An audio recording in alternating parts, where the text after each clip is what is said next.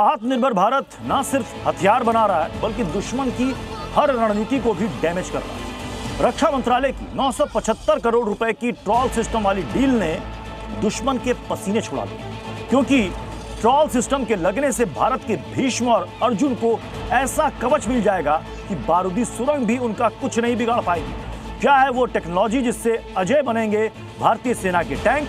देखिए। भारत की सेना को मिलने वाला है माइंस का कातिल।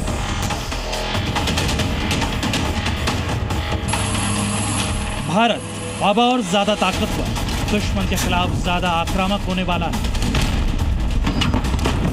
अब दुश्मन का भारत के विरुद्ध बिछाया गया कोई बारूदी जाल काम नहीं करेगा, उसकी बारूदी सुरंगें बेकार हो जाएंगी, क्योंकि रक्षा मंत्रालय ने भारतीय सेना की सुरंग भेदने की क्षमता में जबरदस्त इजाफा करने के लिए T-72 और T-90 युद्धक टैंकों से जुड़े एक बड़े रक्षा समझौते को मंजूरी दी है। सेना के दोनों ताकतवर टैंक्स के ट्रोल असेंबली से लैस करने के लिए लगभग 975 करोड़ रुपए के समझौते पर हस्ताक्षर किया गया है।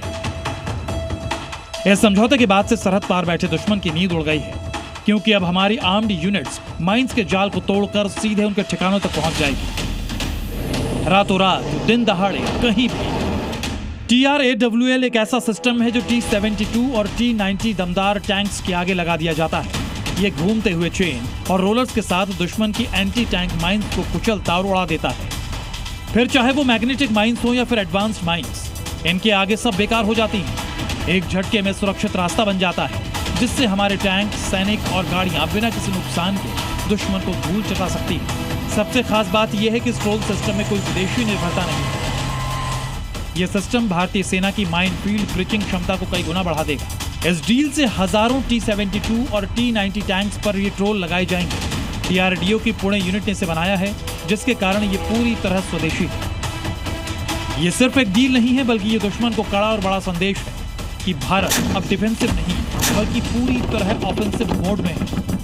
T-90 और T-72 टैंक पहले से ही दुश्मन के लिए काल थे, अब ट्रोल के साथ वो और घातक हो गए।